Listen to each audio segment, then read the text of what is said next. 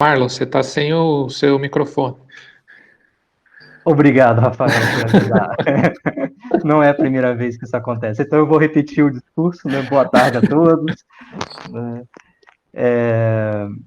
Bom, nós estamos começando mais um bate-papo astronômico. Essa é uma atividade que é organizada pelo Observatório Astronômico da UFSCar, em conjunto com o grupo de astronomia da UFSCar, o grupo de astronomia que coordena as atividades do observatório. Ao longo do mês de maio e neste mês de junho, a gente está realizando essa atividade, né, uma série de bate-papos sobre temáticas de astronomia e temas relacionados.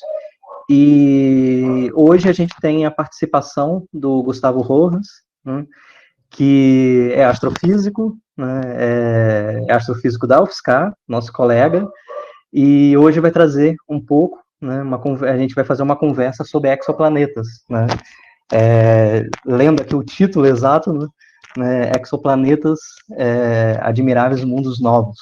Né. Bom, então, de antemão já agradeço, né, então, pela participação do Gustavo, estar aqui conosco hoje, e já inicio o bate-papo, né, com uma pergunta, né, a pergunta que eu sempre faço em todo bate-papo, né, que é como começou, né, o contato com a área e com a temática específica que a gente vai tratar hoje. Né? Gustavo, é com você aí. Obrigado, Marlon. Boa tarde. Boa tarde a todos que estão aqui acompanhando a live. Estou muito contente de estar conversando com os colegas da UFSCar. Estou vendo aqui já faces familiares aí na plateia. Dá um oi aqui para o Rafael, colega do DF, o Alexandre Colato, colega lá de Araras, eu já vi que está aí também, vários membros aí do grupo de astronomia. Quem acompanha aí o meu trabalho da UFSCar sabe que eu estou afastado da universidade agora, eu estou em Portugal, fazendo trabalhos com a Universidade de Lisboa e também com o Núcleo Interativo de Astronomia, né, mas acompanhando tudo o que acontece aí no Brasil, o que acontece com o Observatório, e muito contente aqui de estar falando com vocês hoje sobre esse tema de exoplanetas. Eu sou formado em física, né, eu comecei minha formação, né, na área de física, e quando eu estava mais ou menos no segundo ano da faculdade, comecei a me interessar mais por astronomia, e depois fiz iniciação científica, e posteriormente a pós-graduação, mestrado e doutorado no Instituto Astronômico e Geofísico da USP, né, o IAG, e me especializei na área de pesquisa de formação estelar. Então essa que é a minha área de pesquisa acadêmica, mas dos últimos 10, 15 anos para cá eu tenho me envolvido, né, principalmente com divulgação científica e educação, ensino de astronomia, ensino de ciências, né, além também da área de gestão científica, que é uma das atividades que eu faço aqui em Portugal, na área de gestão de projetos.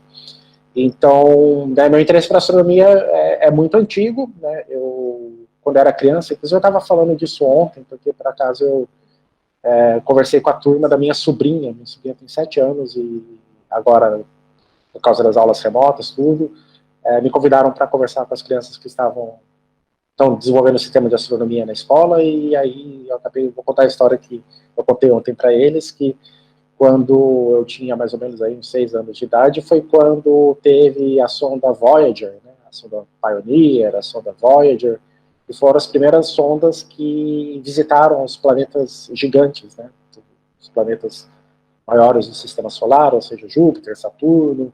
Então, pela primeira vez nós tínhamos detalhes, né, imagens detalhadas de como eram aqueles planetas, e aquilo mexeu muito com a minha cabeça, né, de ver, né, em detalhe um planeta tão diferente, né, do planeta Terra.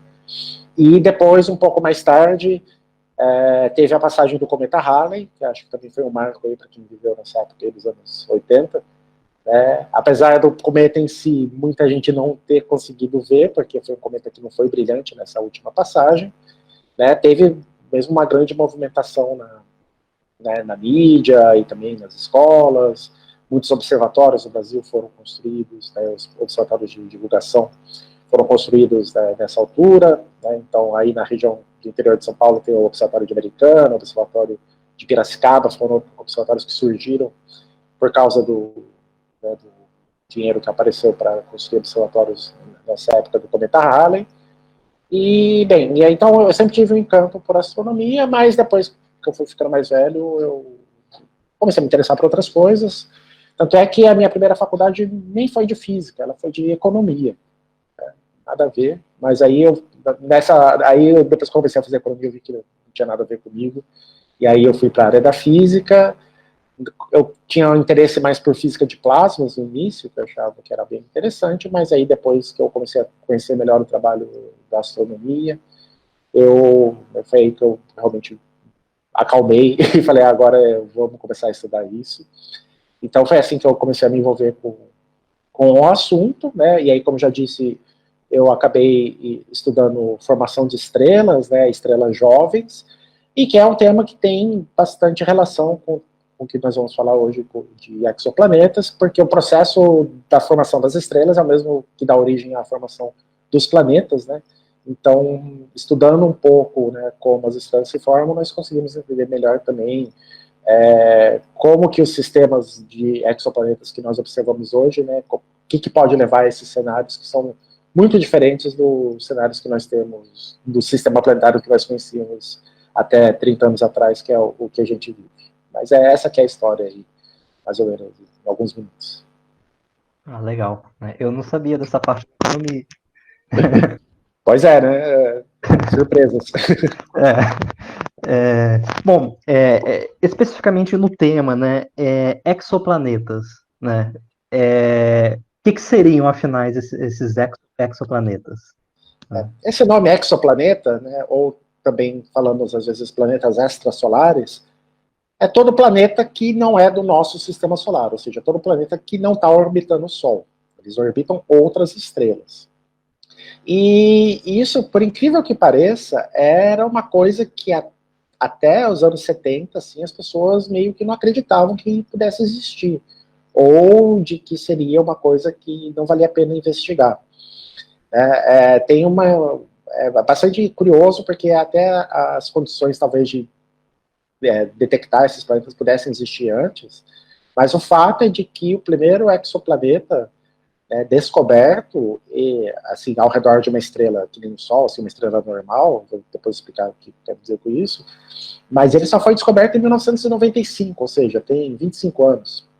Né? Ou seja, uma descoberta extremamente recente, né? Nessa época eu já estava na universidade, então é uma coisa que aconteceu, né? É uma coisa contemporânea, né? E hoje em dia nós, né, temos aí um ramo muito ativo de pesquisa astronômica, né? É uma das coisas que os astrônomos mais estudam, até por causa do interesse que tem para o tema da vida, né, fora da Terra, que é outro tema que cativa aí muita gente. Então, eu até anotei aqui, porque é uma coisa que é curiosa. Assim, a primeira palestra que eu fiz desse tema foi no ano de 2008. Foi logo quando eu cheguei aí na UFSCar. E foi no dia 16 de novembro. E nessa altura tinha 309 exoplanetas conhecidos. Né? E aí, assim, cada vez que eu vou fazer essa palestra, eu faço, sei lá, uma vez por ano, uma vez a cada 2 anos. Né, eu tenho que ir lá do site dos exoplanetas, um deles, né, que é uma enciclopédia que tem o número mais atualizado. Para preparar essa apresentação agora que eu vou fazer para vocês hoje, o último número que eu tinha foi da última vez que eu falei sobre isso, que foi no dia 11 de agosto de 2018, ou seja, um pouco menos que 2 anos atrás. Né? Então, tinha 309 da primeira vez, em 2008, 10 anos depois, tinha 3.727. Ou seja, mais de 10 vezes o número que se conhecia 10 anos antes. E hoje eu fui ver, já pulou para 4.271, ou seja, em pouco 2 anos, um pouco menos de 2 anos, a gente já tem mais 1.500 exoplanetas conhecidos. Ou seja, é um número que cresce cada vez mais, mas se você for comparar com o número de estrelas que a gente tem na nossa galáxia, que é onde a gente descobre esses exoplanetas, não é nada, né? Porque a nossa galáxia, a estimativa é que tenha por volta de 300 bilhões de estrelas, né? Ou seja, 300 mil milhões de estrelas, e a gente está falando de 4 mil planetas, ou seja, a gente nem começou, a gente está vendo um ruído aí, mais ou menos, do que tem de informação. né? Então, essa é uma área que é muito dinâmica e que é muito recente, né, como eu coloquei, porque o primeiro que foi descoberto foi 25 anos atrás. Perfeito. É algo bem, né, 25 anos, pensar, é um tempo muito curto em termos de pesquisas mesmo, né, acadêmicas. E a quantidade, né, que já tem hoje em dia é uma coisa incrível, né, hoje que já tem, né, que já foi identificado hoje em dia, né. Eu arriscaria até dizer que a quantidade de planetas pode ser tão grande quanto a quantidade de estrelas, imaginando que cada estrela pode ter mais, né, do que somente um, né, e eventualmente, né, ou mais frequentemente, não sei, né, as estrelas podem não ter também, né. Você comentou que você preparou uma apresentação para falar um pouco, né? Se você Isso. quiser já passar essa apresentação. Vamos lá. Eu vou selecionar aqui, essa aqui, isso. Porque quando eu fui conversar com você, você me disse, a gente vai fazer umas perguntas, né? Então não é para ser meio que uma palestra, né? A gente vai falando e você vai me interrompendo, tá? Então eu não quero mostrar tudo de uma vez, né? Porque acho que a ideia é mesmo a gente fazer um bate-papo, acho que é mais agradável. Eu vi que você já me enviou algumas perguntas e tem as pessoas que estão acompanhando também aqui no Facebook podem também enviar as perguntas, porque eu tenho aqui meio com o roteirão já pronto, né? Eu já disse, eu já faço essa palestra há muito tempo, né? Mas eu sempre começo falando disso, né? Porque lá no passado, né, na antiguidade, né, teve esse filósofo chamado Epicuro que ele já tinha, né, imaginado que se o universo ele é infinito, virtualmente infinito, deve existir infinitos mundos e, quem sabe, até infinitos mundos habitados, né? Então, essa ideia de existirem outros mundos, né, outros planetas, é uma coisa que é muito antiga, até mesmo da época dos filósofos clássicos, né? E depois, na época da Renascença, teve o Giordano Bruno, né, que é um personagem bem conhecido aí da época da Renascença, que também afirmou isso, né? O Giordano Bruno ele foi anterior ao Galileu, né? Todos conhecem a história do Galileu e os problemas que ele teve por causa das descobertas que ele fez, né? De que a Terra não era o centro do universo, né? Mas Giordano Bruno foi mais azarado, né? Porque ele também defendia a ideia de que as estrelas eram outros sóis e que ao redor deles haveriam outros planetas, e que esses planetas também poderiam ser habitados, e isso é uma coisa que realmente confrontava muito a filosofia da época, né, mais dominada, né, pela igreja, e ele foi condenado à fogueira, né. Então tem até um filme, né, do Giordano Bruno, assim, na minha época, quando eu era criança, estudante, a gente assistia isso na aula de história, né, para contar a história do Giordano Bruno, não sei se as pessoas assistem mais, né, mas era bem famoso esse filme do Giordano Bruno, e ele foi um filósofo que foi bastante perseguido, né, condenado por causa disso, mas aí, como eu expliquei, depois assim, que a astronomia começou a se desenvolver, as pessoas não deram muita bola para essa ideia de exoplanetas, e somente, mais recentemente, eu vou contar a história de como é que foi descoberto, né, e também, como eu já mencionei, né, a nossa galáxia, que é o conjunto, né, principal de corpos celestes, que é onde o Sol e a Terra estão situados, é um conjunto de um enorme número de estrelas, né, que a dimensão dela é de aproximadamente 100 mil anos-luz de diâmetro, né, ou seja, a luz demora 100 mil anos para atravessar uma ponta a outra da nossa galáxia, e tem cerca de 300 bilhões de estrelas, né. Então, a Via Láctea, a gente está dentro dela, né, então a gente não consegue ver ela de fora, o que a gente consegue ver, se você for para um local bem escuro, é uma faixa luminosa no céu, né, desde você esteja afastado das luzes da cidade, principalmente agora nessa época do ano, no inverno aí no hemisfério sul, é uma visão bastante bonita, né, e dá para se perceber, né, essa luminosidade que é o disco da nossa galáxia, né, e a gente está no meio disso tudo, e essa aqui é uma imagem mais recente, né, eu gosto de mostrar essa imagem porque ela é o mapa mais preciso que nós temos, né, da nossa galáxia, e foi elaborado por uma missão europeia, um satélite chamado Gaia. Essa imagem foi divulgada em 2018, e o que é mais impressionante, que eu acho, é que isso não é uma foto, não é uma imagem feita por uma câmera, mas isso é um mapa, isso é um gráfico, né, onde você tem, né, indicados aí, né, os dados de brilho, né, para cada uma das posições do céu, por assim dizer. Então, isso é uma imagem sintética, onde você tem, né, com precisão, o brilho, né, e a posição de 1,7 bilhão de estrelas.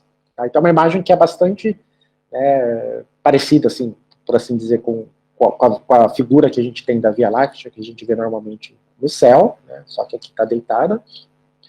Nós vemos também aqui embaixo, tem duas manchas, né, mais luminosas na parte inferior aqui da imagem, que são as nuvens de Magalhães, que são duas galáxias menores e que são satélites da nossa Via Láctea. A Via Láctea tem várias galáxias satélites, mas essas são as principais, né? E esse satélite que os cientistas ainda estão analisando os dados que ele fez, vai fornecer também, agora em breve, a distância dessas estrelas. Então nós vamos ter agora, em breve, um mapa em 3 dimensões da nossa galáxia. Isso realmente vai ser um resultado bastante espetacular para a astronomia, porque a distância é uma coisa que é muito difícil de medir. Vocês podem imaginar que não dá para pegar uma trena e botar para medir a distância até uma estrela, as distâncias são enormes, então a gente usa um método irregular, indireto, né, chamado paralaxe, né, que é mais ou menos uma triangulação, e esse satélite então vai dar o resultado para quase 2 bilhões de estrelas.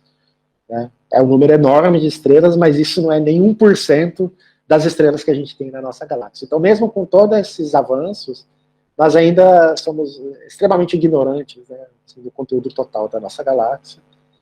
Mas isso é só para ilustrar a vocês o tamanho das coisas que a gente está lidando. Né? Por isso que a gente fala, né, às vezes, são números astronômicos. É porque realmente na astronomia os números são muito grandes.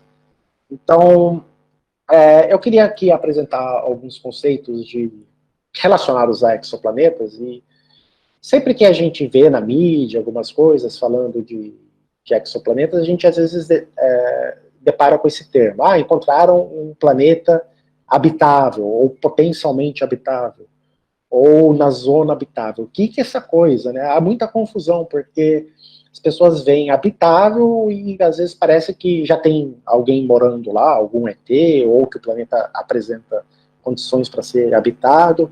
Então acho que esse é um ponto importante para a gente explicar agora, né, o que está por trás disso.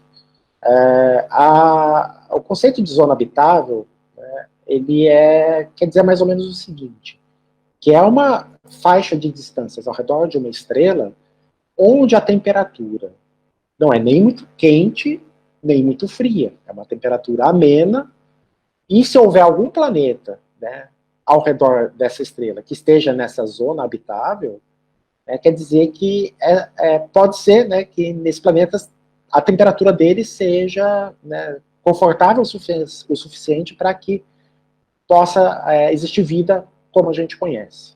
Né? Então, o que a gente usa como regulador aí é a água. Né? Então, se o planeta tiver numa região, né, uma distância da estrela, em que a temperatura seja adequada para que a gente encontre água em estado líquido, por exemplo, em alguma parte desse planeta, né, então a gente fala que esse planeta está numa zona habitável. Esse planeta poderia ser potencialmente habitável. Então, ou seja, se ele estiver muito perto da estrela, que nem o planeta Mercúrio, está aqui no Sol, né, lá é tão quente que a água vai evaporar toda. Né? Então, se ele estiver muito perto da estrela, né, não serve. Se ele estiver muito longe também, se ele estiver, sei lá, além da órbita de Marte, aqui no caso do Sistema Solar, aí vai ser frio demais e toda a água vai estar congelada e também vai estar fora da zona habitável. Então eu tenho aqui algumas animações, depois se você me fala aí, Marlon, se está dando para acompanhar a animação, se ela está meio que travada, que mostra isso, né? Mostra a zona habitável, só que isso é mais complicado, porque isso vai depender do tipo de estrela, porque as estrelas não são todas iguais. As estrelas podem ser como o Sol, elas podem ser mais frias que o Sol e também muito mais quentes que o Sol. Então, para uma estrela que é mais fria do que o Sol, que é essa que está embaixo, né, a zona habitável ela vai estar mais perto da estrela, porque a estrela é mais fria, ela esquenta menos, por assim dizer, então o planeta tem que estar mais perto da estrela para que a temperatura seja considerada compatível aí com a existência de água líquida. E se a estrela é mais quente, vai ser o oposto, né? O planeta vai ter que estar mais afastado da sua estrela para que possa ter a zona habitável. Então, no caso aqui do sistema solar, se a gente trocasse o Sol por uma estrela muito mais quente do que o Sol, sei lá, por exemplo, Sirius, que a temperatura é quase o dobro da estrela do nosso Sol, aqui a Terra já não seria mais uma zona habitável, né? Seria muito mais quente aqui na Terra, e aí não seria capaz de ter água líquida no nosso planeta na superfície. Então, provavelmente, não seria mais a zona habitável. Ou, se eu trocar o Sol por uma estrela muito mais fraca, muito mais fria e com muito menos radiação, aqui ia ser frio demais e aí não daria para ser considerado uma zona habitável. Então, isso depende do tipo de estrela, né, a posição da zona habitável, e a própria espessura, né, a própria dimensão dessa zona habitável também vai depender da temperatura da estrela. Uma estrela que brilha pouco, a zona habitável vai ser próxima da estrela e ela vai ser muito fininha, né? Vai sair um pouquinho mais para longe da estrela, um pouquinho mais para perto, a temperatura já mudou muito. Quanto uma estrela que é muito mais luminosa e muito mais quente que o Sol, essa faixa de habitabilidade ela é mais ampla, né? Porque vai ter uma gama maior aí de temperaturas que vai poder ser considerada habitável.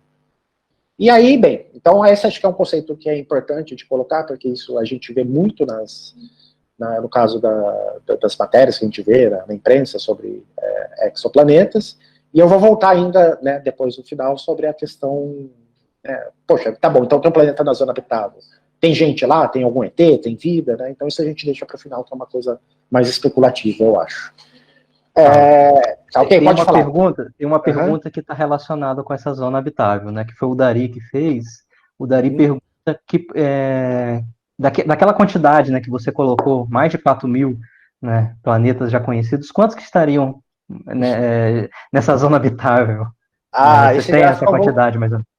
Eu vou confirmar depois, tá, Dari? Que esse foi um número que eu esqueci de confirmar, mas eu já vou adiantar que são muito poucos.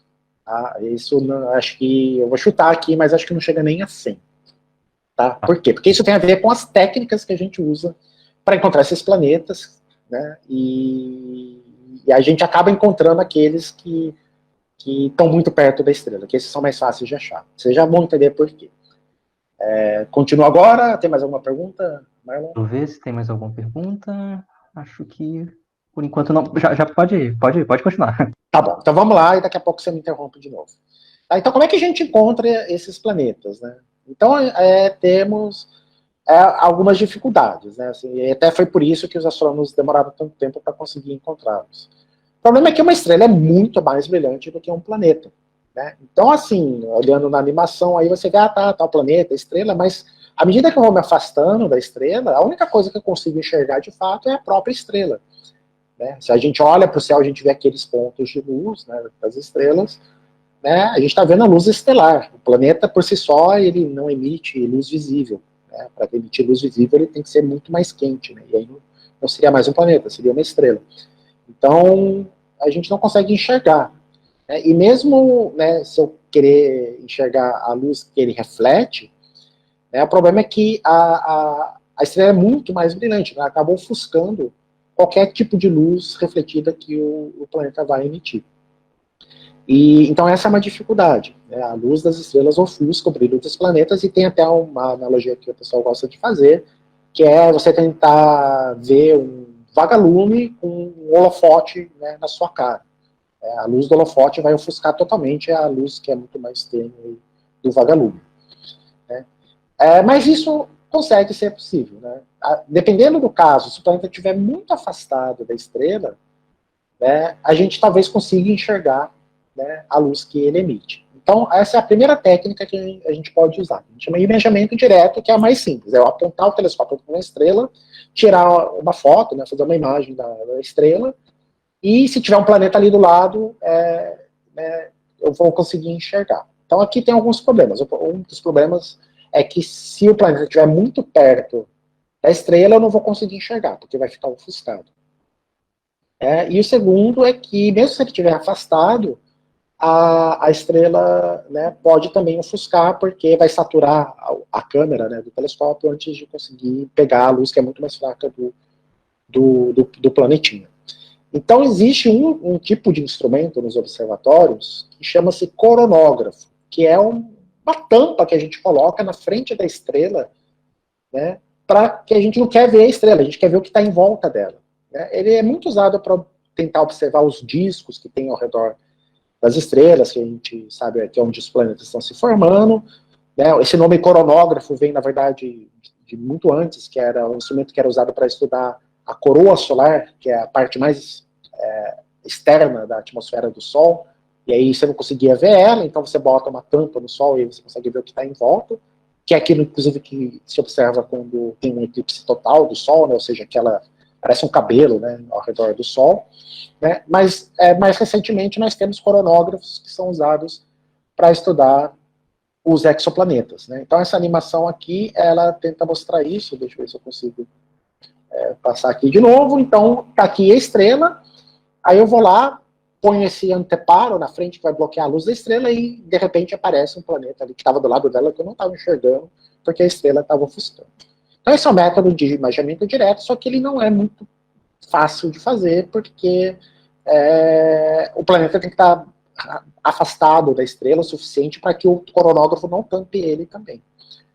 E então a gente só consegue fazer isso, na verdade, para as estrelas que estão mais próximas de nós. Porque aí, então, né, a separação angular, né, vai ser maior. Se for uma estrela que está mais distante, não vai estar dando para ver. Então, esse aqui é um dos exemplos de um dos planetas que foi encontrado usando esse método. É uma imagem composta. Né? Esse planeta com esse nome super fácil de decorar, né? Tilmes, WJ, eu nem vou me atrever a ler isso. Isso é um nome de catálogo, né? E é um planeta que tem 5 vezes a massa de Júpiter. Então, olha só que coisa estranha. Né? Ele é bem maior do que o maior planeta do Sistema Solar e está muito afastado da estrela. Ele está a 55 unidades astronômicas, ou seja, ele está mais longe da estrela dele do que Plutão está do Sol. Plutão está a 40 unidades astronômicas. Né? Então é um cara que é 5 vezes maior do que Júpiter e colocaram ele para lá de Plutão. Né? E a estrela também é uma estrela que é super fraca. Ou seja, esse aí com certeza não é um planeta habitável. Né? Ele é enorme, ele é gelado, ele está em torno de uma estrela que é super fraquinha. Tá? Então essa aqui é a concepção artística. Né? O pessoal gosta de ficar imaginando como que são esses mundos. Né? Então é um Júpiter grandão, gordão, ao redor de uma estrela que é avermelhada, quer dizer que ela é muito fria. Né? Então, que essa estrela com esse nome estranho. Vou aproveitar e vou fazer uma pergunta já. Okay, então tem como você voltar à imagem anterior, rapidinho? Sim. Essa aqui. Isso, é da imagem aí, né? Essa concepção artística, esse padrão de cores do planeta, tá tudo por conta do artista mesmo, né? Não tem mínima possibilidade de identificar esses padrões, né? A não ser por comparação, né, com outros planetas, por exemplo, com Júpiter, né, que poderia ser um padrão. Esses detalhes de nuvem, né, essas faixas que a gente está vendo, com certeza uma liberdade artística que ele colocou, que ele teve. Claro que sempre esses artistas conversam, né, com os astrônomos, falar, se ele fizesse um planeta, sei lá, lilás, não sei se o cara, não gostei, não pode ser lilás, né? Tem que ser marrom, enfim. Mas o fato é que um planeta, né, desse tamanho, né, tão afastado da estrela dele, eu não sei se ele teria uma estrutura dessa de nuvens em bandas. Né? Mas é o mais fácil de fazer, né? Falar, parece com Júpiter, então deixa eu fazer um Júpiter aqui um pouco modificado e tá bom, isso já serve. Né? Mas a gente não tem informação nenhuma da estrutura dele e nenhum dos outros planetas. Né? Um ou outro só que a gente consegue ter algum tipo de dica, né, de como que ele é. Ô Gustavo, só complementando, apareceu uma pergunta aqui também. Pode uma estrela pequenininha orbitar um planetão? Que é basicamente, eu acho que esse exemplo aí, não sei. Aqui parece, né, que está enganando essa concepção artística, porque a estrela está muito longe. Né? Mas foi como eu falei, o que define se é uma estrela ou um planeta é a massa. Né? E se um planeta, ele nunca vai ter mais massa do que uma estrela. A estrela sempre vai ser maior. Né? Então, nós temos a seguinte escala aí de tamanho. Né? Se tem até mais ou menos, se me falha a memória, umas 60 vezes a massa de Júpiter, ainda é planeta. Passou disso, é uma coisa muito estranha que chama anã marrom, que não é nem estrela, nem planeta. É um objeto subestelar. E a hora que chega em mais ou menos 0,08% da massa do Sol, aí passa a ser, 8% da massa do Sol passa a ser uma estrela. Então, como quem tem menos massa orbita quem tem mais massa, né, então a gente nunca vai ter essa situação de uma estrelinha orbitando um planetão. Então, maior que esse planetão seja, ele sempre vai ser menor do que a estrelinha. Por mais débil que essa estrelinha seja, ela ainda vai ser bem maior do que um planeta. Ok? Toca o barco? Deixa eu ver aqui.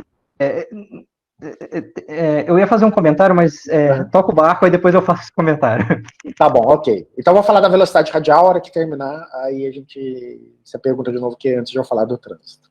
Tudo bem. Tá? Então, o método que foi o mais bem sucedido no início, qual foi descoberto o primeiro exoplaneta, é o que a gente chama de velocidade radial. Então, como eu expliquei antes, é muito difícil a gente conseguir ver o planeta direto numa imagem, porque a estrela ofusca ele. Então, o que eu vou fazer? Eu vou ficar olhando para a estrela só. Né? E aí que a gravidade acaba ajudando a gente. Né? Então, a gente sabe que o planeta orbita a estrela. Né? Mas ela não está orbitando a estrela necessariamente, ela está orbitando o centro de massa daquele sistema. Né? Então, a Terra orbita o Sol, certo? E isso por causa da atração gravitacional que o Sol exerce na Terra. Mas, pela lei de ação e reação, se o Sol faz força na Terra, a Terra também faz alguma força no Sol. Né? E não é desprezível essa força, ela consegue mexer o Sol um pouquinho. Né? Então, a gente faz o Sol se deslocar um pouquinho ao redor do centro de massa do sistema Terra-Sol. Na prática, a situação é muito mais complicada, porque a gente tem Júpiter, que é muito mais massivo do que a Terra, e faz uma influência maior do que nós, mas o fato é que, assim, se eu tiver algum planeta ao redor de uma estrela, vai haver uma influência gravitacional desse planeta, dessa estrela, e isso pode ser observado, né, através de uma coisa que os astrônomos chamam de efeito Doppler, né, que é bem conhecido aí dos estudantes de física. Tá? Então aqui é uma animação que tenta demonstrar isso. Lá eu tenho a estrela e eu tenho um planeta ao redor. O que eu faço? Eu fico observando a estrela, eu não estou vendo o planeta ao redor dela, mas eu não estou olhando a luz da estrela, eu estou vendo o espectro dela, a luz decomposta. Né? E essa luz, ela tem várias linhas de absorção, são as linhas que os elementos químicos provocam, né, absorvem a luz. Eu vou voltar a animação aqui para tentar explicar melhor. Acho que essa animação aqui é mais fácil até de explicar. E essa luz, essas linhas de absorção, elas são sempre numa frequência muito bem definida. Agora, se o objeto está se afastando, né, ou se aproximando de nós, essa frequência ela pode mudar um pouquinho, né, para uma frequência mais alta ou uma frequência mais baixa. Isso, a maioria das pessoas tem uma experiência cotidiana disso com uma sirene, né, porque o som também é uma onda, isso vai acontecer para todas as ondas. Então, uma sirene de uma ambulância ou da polícia, por exemplo, se o carro está se aproximando de nós, a frequência vai aumentar, o som vai ficar mais agudo. E quando a sirene se afasta, a frequência diminui e o som fica, né, mais grave. No caso da luz, que é uma onda eletromagnética, o que a gente vai ver é que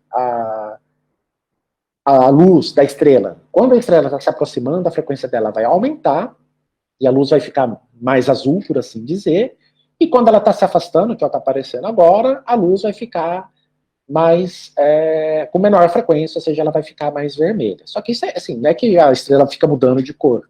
Tá? Isso é um fenômeno que é super sutil, isso aqui é só uma ilustração do que acontece, mas o fato é que se eu tenho alguma coisa que está emitindo luz, e essa coisa está se mexendo, né, para frente e para trás, né, eu consigo saber que ela está se mexendo para frente e para trás, porque eu observo uma variação na frequência da luz que ela emite, e mais do que isso, eu consigo calcular a velocidade com que ela está se mexendo. Então é um método indireto de você identificar a presença de um planeta. Eu fico olhando para a estrela, e se eu vejo que ela está, né, chacoalhando, assim, indo para frente e para trás, e esse diagnóstico é feito através, né, da luz dela, do espectro da luz dela, Então eu falo, opa, ela está se mexendo, tem alguma coisa que está em volta dela, né, que está provocando uma atração gravitacional que está, né, causando esse movimento.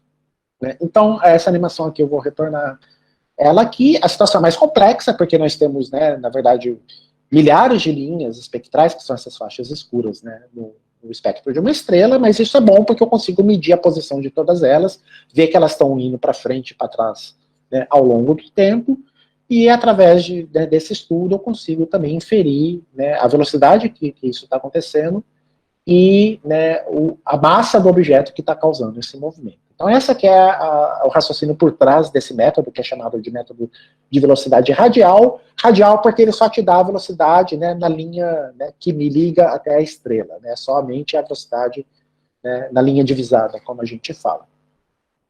E, bem, eu vou pular isso aqui primeiro. Por que eu estou falando disso? Porque esse foi o método que foi usado para encontrar o primeiro exoplaneta ao redor de uma estrela normal, como o Sol.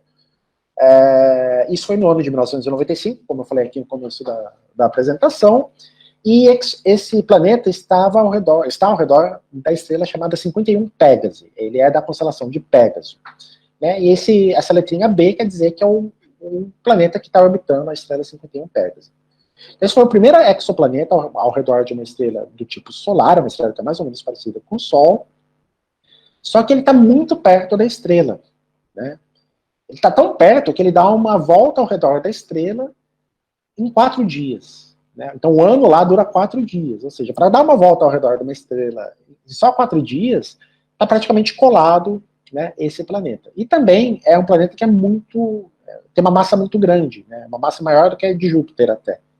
Então, pelo fato de ele estar perto da estrela e ser grandão, esse tipo de planeta é chamado de Júpiter quente, tá? Que é a maior parte dos planetas que a gente conhece até hoje são desse tipo Júpiter quente, ou seja, planetas muito grandes e muito próximos da estrela. Né? E os astrônomos que descobriram isso são esses dois, que são astrônomos, um é suíço e outro é francês, é o Michel Mayor, esse da esquerda, e o Didier Queloz, que era aluno de doutorado dele. E o que é interessante é que eles fizeram essa descoberta num telescópio que é considerado um telescópio de dimensões muito modestas. Tá? É um telescópio na França, tá? Então não foi num telescópio no Chile, que eu vou mostrar em seguida, e é uma dimensão bastante modesta, é 1,93 m o espelho dele. Né? Isso os maiores telescópios hoje em dia são de 8, 10 metros, né? Então é um telescópio que é bem pequeno, né, para os padrões. Mas foi nesse telescópio que eles, né, conseguiram, né, preparar um instrumento, né, um espectrógrafo, que foi projetado justamente para conseguir fazer esse estudo do movimento das linhas espectrais, e isso foi no ano de 95, e ano passado esses astrônomos receberam o Prêmio Nobel de Física. Né, de 1919, eles dividiram o prêmio com o Jim Peebles, né, que é um cosmólogo, mas foi uma descoberta realmente marcante, né, na história da astronomia, porque foi a primeira vez que foi identificado um planeta ao redor de uma estrela comum. Por que eu fico falando isso de estrela comum, estrela como o Sol?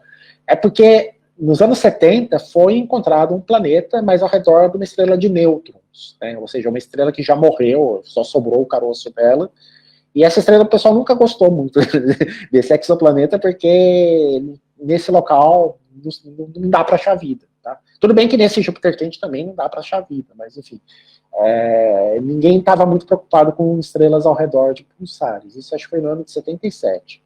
Né? Aí em 95, quando encontraram ao redor de uma estrela mais normal, por assim dizer, que recebeu todo o reconhecimento, que virou notícia e merecidamente aí recebeu o Prêmio Nobel de Física ano passado. Tá? Agora, hoje em dia, o principal instrumento que é usado para esse tipo de pesquisa é um que fica instalado no Chile, né, no observatório de La Silla, não? La Silva, que acho que o meu corretor fez uma besteira aqui, é La Cia, com 2 L's, e é chamado HARPS. Né? Esse HARPS é uma sigla em inglês para espectrógrafo de alta precisão, e ele está instalado num telescópio de 3,60 metros de diâmetro, esse telescópio que está aí à esquerda, e é um instrumento extremamente preciso. Ele consegue medir esse deslocamento de linhas espectrais de uma estrela, né, com uma precisão tão grande que ele seria capaz de detectar velocidades de afastamento e aproximação da estrela de até 10 km por segundo. Né? Ou seja, é uma velocidade muito, muito pequena, que é 10 km por hora. Uma coisa ainda mais sutil ainda. É quase a velocidade de um homem andando. Então, é uma precisão muito, muito grande. Então, a gente fica olhando para a estrela, noite após noite, e vendo se, né, ela está indo para frente e para trás de uma maneira periódica. Se ela tiver esse movimento, então eu consigo inferir que tem algo ali que está provocando esse movimento, e essa coisa provavelmente é um planeta. E aí, então, vai faltar a última pergunta, né? Então, como é que eu sei a distância que ele está da estrela, como é que eu sei a massa? E então, agora eu vou mostrar uma coisa que algumas pessoas não gostam de ver, mas não tem jeito, né? A astronomia não é só ficar falando coisas e olhando para o céu, mas é fazer muita conta. Né? Então, por isso que chama astrofísica, porque a física está por trás de tudo isso. Então, o que o astrônomo vai ter, o que é então? Ele vai observar aquela estrela durante muitas noites, né? Cada noite ele vai ter vários espectros da estrela, ele vai identificar as linhas espectrais delas, ele sabe qual que é que numa noite ela estava numa certa frequência, e na outra noite ele estava numa outra frequência, então ele consegue calcular a velocidade que a estrela estava se movendo em cada noite, né? E aí fazer um gráfico desse, que é de velocidade por tempo. Né? E pronto, esses são inclusive os dados da 51 Pegasus.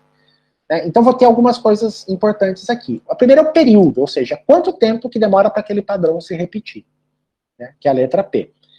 E a segunda coisa é a amplitude, ou seja, qual que é, né, a variação de velocidade máxima que a gente tem nesse movimento. E aí vem algumas equações que são bastante interessantes da física. Uma delas é a lei de Kepler. Né? O Kepler, aquele lá do século XVII, que estabeleceu isso para o nosso sistema solar. Né? E o que ele descobriu? Que existe uma relação direta entre o período de um planeta ao redor de uma estrela e a distância que ele está, né, que é essa primeira equação aqui. Ou seja, se eu sei o período, né, isso eu medi o período, eu acompanhei a minha estrela, eu vi quanto tempo que aquele padrão demorava para fazer, né, então se eu sei o período, né, se eu sei a massa da estrela, isso eu tenho mais ou menos uma ideia, porque eu conheço bem a estrela, eu sei que tipo espectral que ela é, eu sei se ela tem a massa do Sol, se ela é menor, se ela é maior, né, e eu conheço essas constantes que estão aí, G é a constante da gravitação, embaixo está o 4π ao quadrado, que é um número, né, eu consigo saber então a distância que ela está da estrela. Tá? E aí a gente vê já porque um planeta que está muito perto da estrela, ele vai completar uma volta muito rápido, né? Então aquele planeta lá tinha 4 dias, né, para dar a volta em torno da estrela. Isso implica, né, que ele está muito próximo dela. E aí, se eu sei a distância que o planeta está, né, e eu sei também a velocidade do planeta, eu consigo calcular o quê? O raio, né? Ou seja, a distância que ele está, né? Essa é uma outra relação, né, de equação de gravitação, que nós podemos, então, usar essas duas informações para inferir a massa do planeta. Né? Porque a velocidade que eu medi era a velocidade da estrela. Né? A velocidade do planeta é diferente. Mas se eu tenho a velocidade do planeta, né, eu tenho a velocidade da estrela e a massa da estrela, colocando na equação de conservação de momento, que essa última, eu consigo achar a última incógnita que tem, que é a massa do planeta. Tá? Então, usando alguns princípios básicos de física, né, a partir da observação que eu tenho de velocidade e de período, nós temos, então, condições de falar que tem um planeta lá, que ele está dando uma volta em torno desse em tanto tempo, a uma certa distância, e que a massa daquele planeta é aquela massa, pode ser a massa de Júpiter ou pode ser muito menos. Tá? Então, só para ilustrar aqui alguns casos, e já vai ser o final dessa parte de velocidade radial, no caso de Júpiter, essa variação de velocidade é, né, muito grande, né, assim, comparada com a da Terra. 13 metros por segundo. Né? Então, o efeito que ela faz, que Júpiter faz no Sol, de ir para frente e para trás, é uma variação de velocidade de 13 metros por segundo. Só que o problema é que isso demora 12 anos para dar um período inteiro. Né? Ou seja, você tem que fazer um projeto de observação, observar o Sol, um astrônomo alienígena, vai ter que ficar olhando o Sol durante 12 anos, pelo menos, para conseguir ver esse sinal, essa variação de velocidade de 13 metros por segundo. Aí, poxa, então vamos ver, e a Terra, né? A Terra é mais interessante, né? Ela está mais perto do Sol, né? É um planeta rochoso, só que a massa da Terra é muito pequena. E, consequentemente, a influência gravitacional dela no Sol vai ser menor, e isso vai se resultar numa variação de velocidade muito menor, de apenas 10 centímetros por segundo. Isso a gente ainda não tem tecnologia para conseguir medir esse tipo de efeito. Através desse método, isso vai ser possível daqui a alguns anos, mas ainda não dá. Mas mesmo assim, precisaria de 1 ano para conseguir ver o sinal da Terra. Então daí, essa pergunta que o Dari fez lá atrás, dos planetas da zona habitável, isso é muito difícil de detectar, porque os astrônomos não têm tanto tempo assim de telescópio, eles têm que ter o resultado logo para escrever o artigo, para publicar, para pedir uma bolsa, e, enfim. A maior parte dos planetas que são descobertos através desse método são planetas que estão muito perto da estrela, né? E, por causa disso, o período é de alguns dias ou de algumas semanas. Dá tempo do cara fazer essas observações em pouco tempo, calcular lá os valores e descobrir o planeta. Se estiver muito longe, demora muito mais tempo para achar um sistema que é parecido com o sistema solar. Tá bom, chegou no método de trânsito. Então, vamos fazer uma pausa, chega de equação. Marlon, tem mais alguma pergunta aí, Rafael? Chegou algumas perguntas. Rafael, tem algumas perguntas aí, né? Tem. Só complementando que aquela pergunta da escala lá de estrela pequenininha, também foi o Dari que fez, tá? Ah, legal. Agora, eu esqueci de falar na hora. Aqui tem uma pergunta da Kátia, que ela pergunta, eu acho que também na mesma linha da questão de definição, qual que é a diferença de exoplaneta com planetoide? Bem, planetoide a gente diz que é antes do planeta existir. É alguma coisa que vai dar origem a um planeta. Então, isso são corpos que estão lá no início da formação daquele sistema planetário, que estão se juntando para formar um planeta maior. Esse que é uma dos termos para planetoide. Ou tem gente que fala que é algo que poderia ser um planeta, mas não é. Mas, assim, isso é uma coisa que é complicada de debater por causa de um cara chamado Plutão. Porque o Plutão, né, até 2006, ele era considerado planeta, e depois ele foi reclassificado. O pessoal fala que foi rebaixado, mas para Plutão ele não está nem aí, não tem série B no sistema solar. Os planetas, ser planeta ou não faz diferença nenhuma. Né? Então esse é um debate que tem muito na astronomia, sobre o que é planeta, o que não é planeta. Eu posso até falar disso lá no final, senão isso é uma discussão meio longa. Né? Mas a gente pode usar uma palavra que é um pouco diferente de planetoide, que é corpo planetário. Tá? Que é alguma coisa que parece um planeta, tipo Plutão, né? Que tem todo jeito de planeta, mas por algum critério astronômico aí ele não é considerado planeta. Então, às vezes, as pessoas também usam planetoide para se referir a esse tipo de objeto, que não é bem um planeta, mas é algo que poderia ser um planeta por causa do tamanho, ou, numa outra utilização, é algo que vai dar origem a um planeta no futuro. Mas isso é durante a época da formação da estrela e do sistema planetário.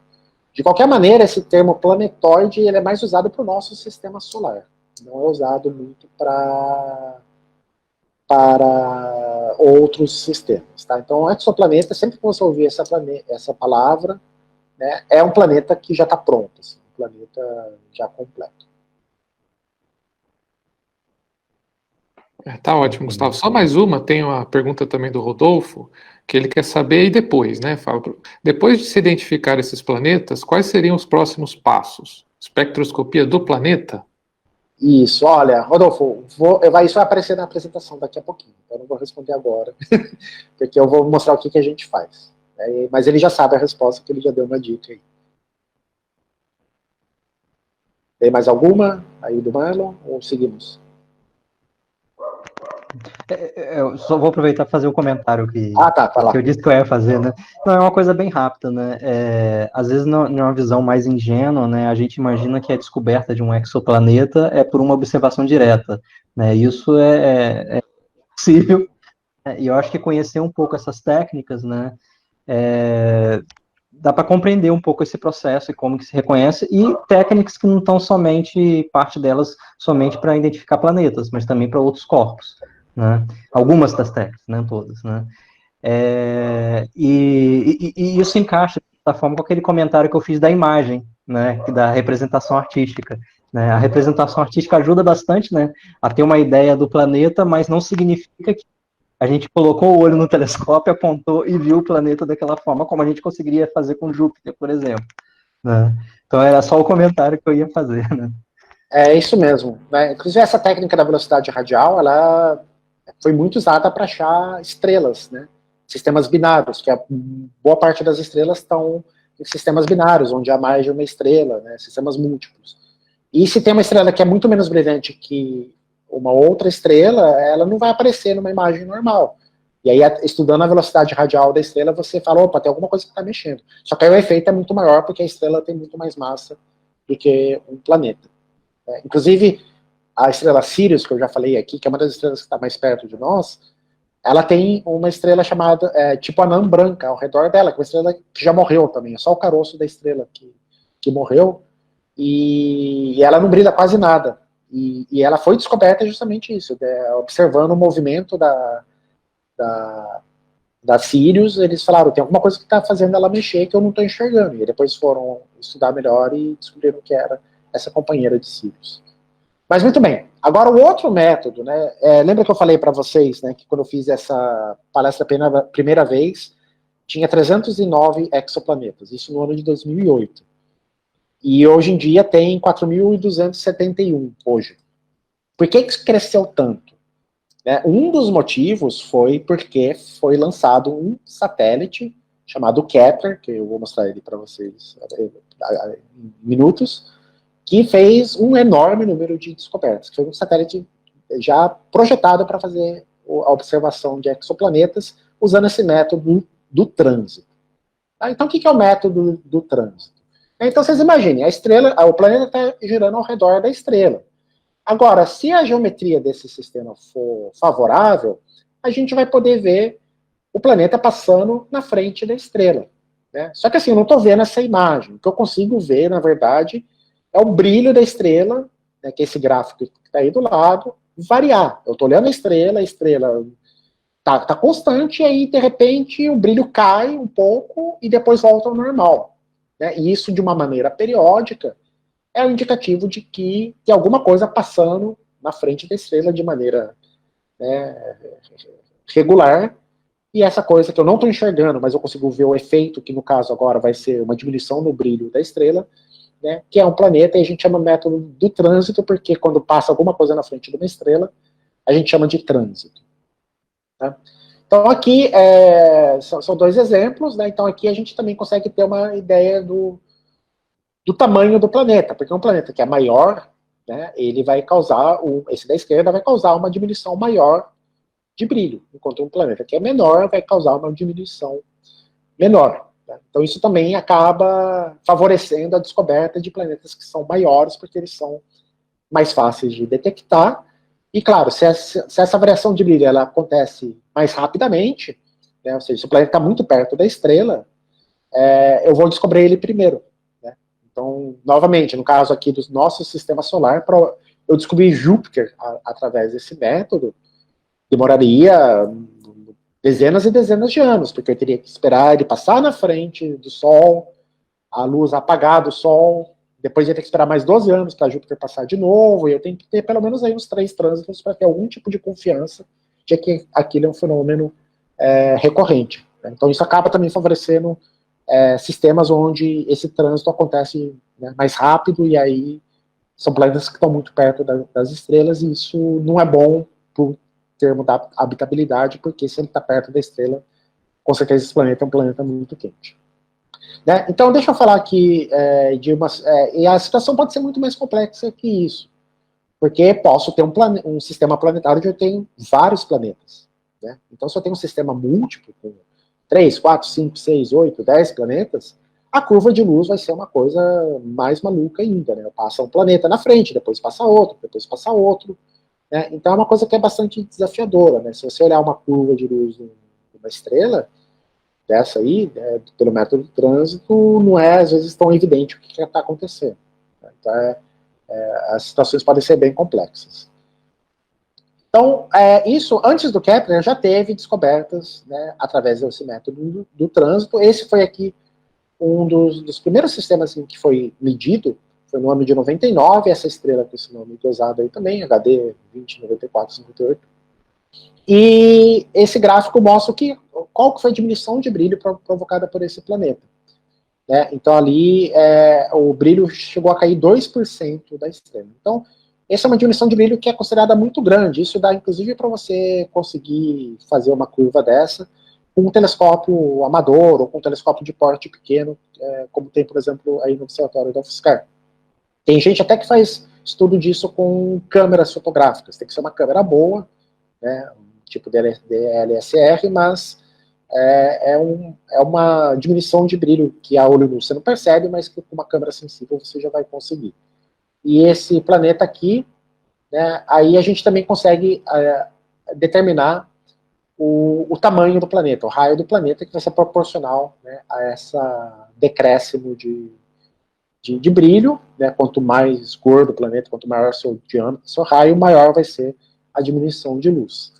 Né? E esse planeta, né, ou seja, é mais um, que isso acontecia, a gente conseguiu ver isso porque ele estava muito perto da estrela, ou seja, esse trânsito dura algumas horas, e ele está a uma distância muito pequena da estrela, ele está tão perto da estrela que os astrônomos acreditam que ele está com a sua atmosfera evaporando. Então, ele foi apelidado de planeta evaporante. Ele está somente a 7 milhões de quilômetros da sua estrela. Tá? Para uma comparação, a Terra está a 150 milhões de quilômetros do Sol, Mercúrio está a 60 milhões de quilômetros do Sol, então ele está muito quase colado ali na estrela também, e a temperatura lá superficial dele é de no mínimo 1000 graus. Né? Então realmente é um local totalmente inóspito, e até mesmo o gás da atmosfera desse planeta, ele está escapando. Né? Então é uma situação bastante estranha. E aí agora sim, né, a pergunta lá eu esqueci o nome dele, desculpa, não sei se é Maurício, Eduardo, enfim, aquele que perguntou agora há pouco, né, e aí, o que faz, né, quando você descobre um planeta? Uma das coisas que a gente pode fazer é tentar saber como que é a atmosfera desse planeta. É isso que fizeram com esse planeta evaporante. Né? Ele era esperado, né, que nós tivéssemos, então, uma atmosfera grande, né, ele é um planeta que é muito maior do que Júpiter, então era esperado que ele tivesse uma atmosfera grande como a de Júpiter. E aí a luz da estrela, quando atravessa a atmosfera do planeta, ela deixa alguns sinais, né, no espectro da estrela. A espectroscopia é uma coisa que é muito importante em astronomia.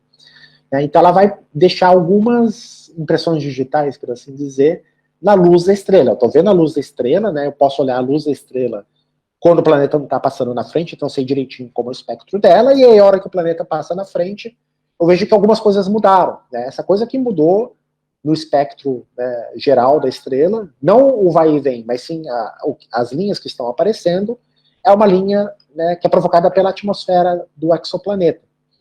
E aí o que foi constatado para esse planeta evaporante é de que a profundidade dessas linhas era muito rasa, era muito menor do que se esperaria para um planeta normal.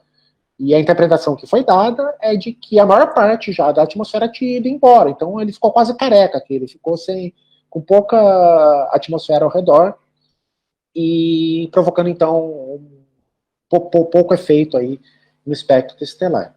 Inclusive esse tipo de técnica é que quer ser utilizada para a gente identificar, por exemplo, planetas com oxigênio na atmosfera. Né? Porque é o mesmo raciocínio. Estou olhando para a estrela, eu sei que tem um planeta ali em volta já.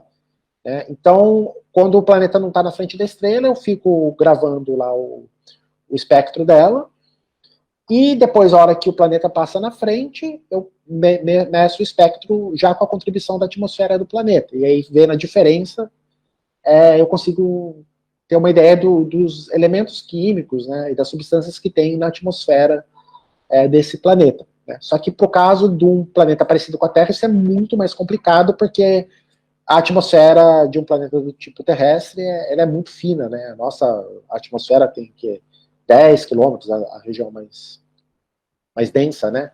Mas mesmo assim, 100 quilômetros, se você for extrapolar, e isso é muito, muito pequeno, né? É diferente de uma atmosfera de um planeta gigante que tem milhares e milhares de quilômetros de espessura. E agora sim, o Kepler, né, que é o grande descobridor aí de planetas pelo método do trânsito, né, ele foi um satélite lançado pela NASA aí na década passada, foi projetado especificamente para esse tipo de pesquisa, e aí então escolheram uma região lá na direção da constelação do Cisne, uma região bem ampla, onde tem mais ou menos 100 mil estrelas, né, conhecidas, e o telescópio ficava apontado só para essa região. Né? Esses quadradinhos que vocês estão vendo são os detetores, né? São os chips, né, da câmera do Kepler, são milhares de chips, e ele que faz uma imagem, então, né, dessas estrelas, ele fica observando essa região do céu o tempo todo, ele está no espaço, então está sempre de noite lá, e lá que ele vai então ficar olhando essas estrelas, mais ou menos 100 mil estrelas-alvo, medindo o brilho delas a cada 10 minutos, mais ou menos, e para então tentar ver se pega algum planeta passando na frente delas.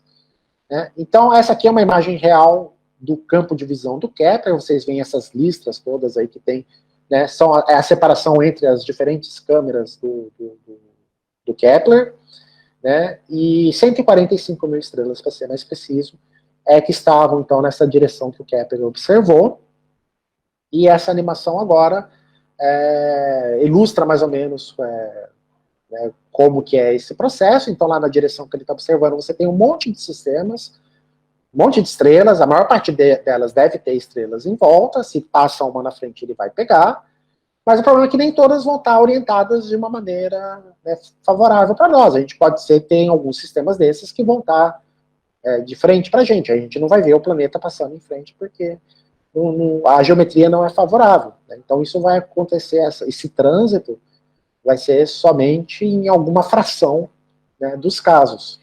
E eu posso ter, inclusive, sistemas onde eu tenho vários, né, planetas em volta, só que somente alguns deles vão provocar trânsitos.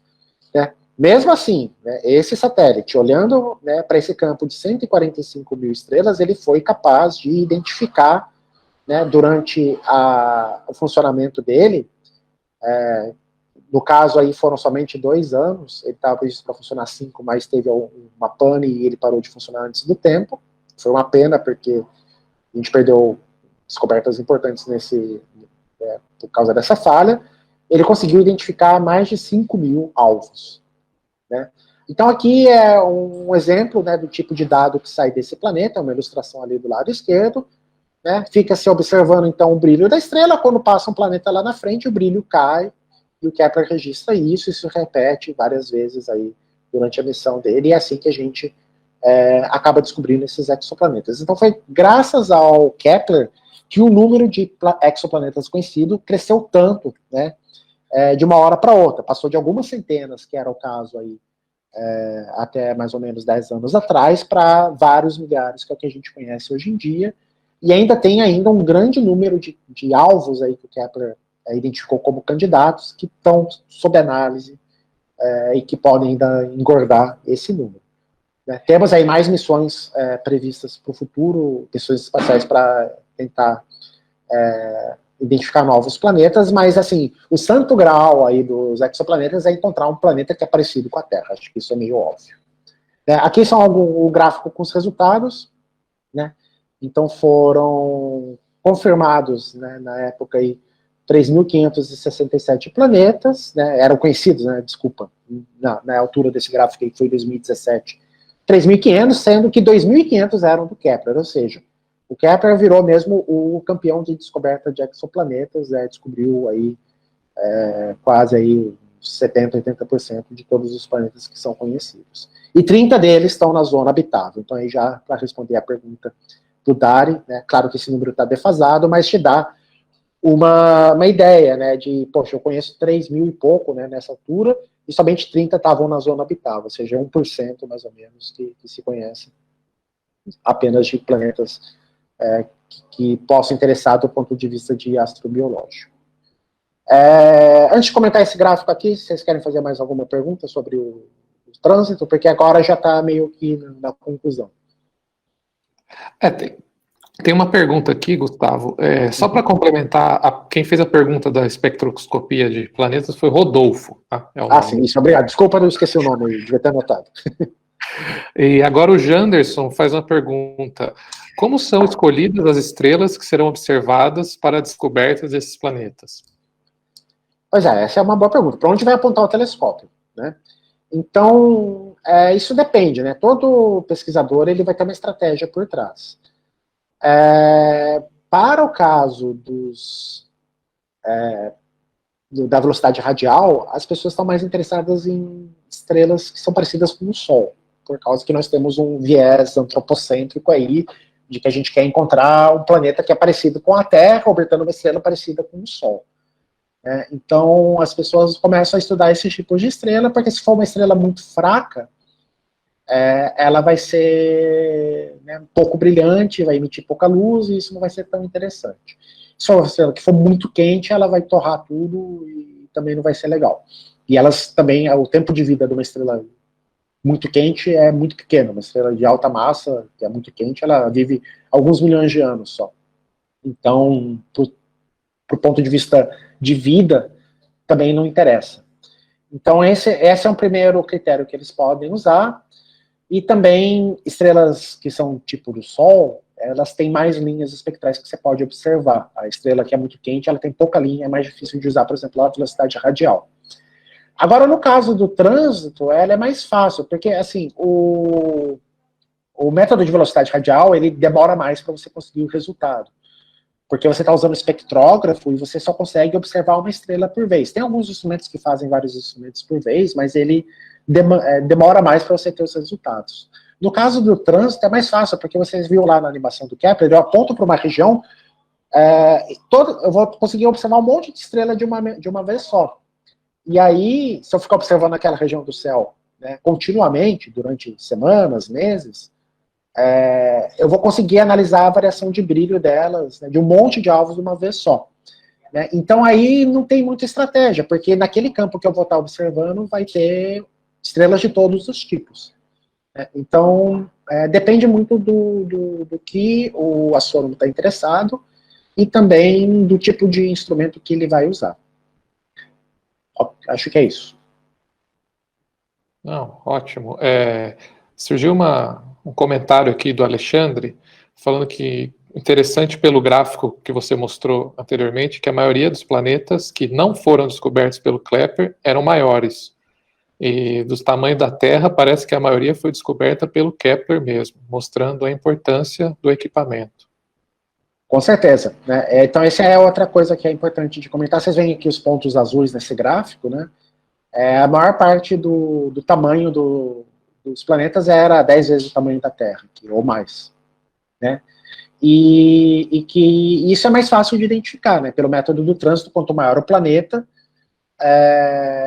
maior o eclipse lá, o trânsito, maior o decréscimo de luz, então é mais fácil de identificar. E também, quanto maior o planeta, mais intensa vai ser esse puxão gravitacional, que é o que a gente identifica lá pelo outro método da velocidade radial. Então, quanto maior o planeta e mais perto ele está da estrela, mais fácil é de achá-lo. Tá? E aí, quando Kepler chegou, como ele olhava para a mesma região do céu o tempo todo, né, ele achou um monte desses caras aí, que são grandes e perto da estrela, mas ele começou a achar os outros que não dava para achar com os outros métodos que eram mais limitados.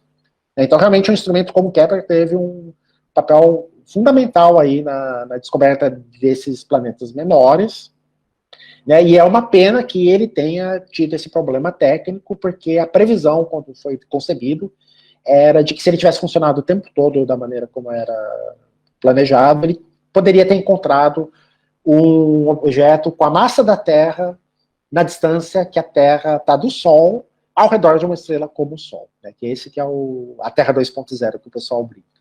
Mas não deu, não foi dessa vez.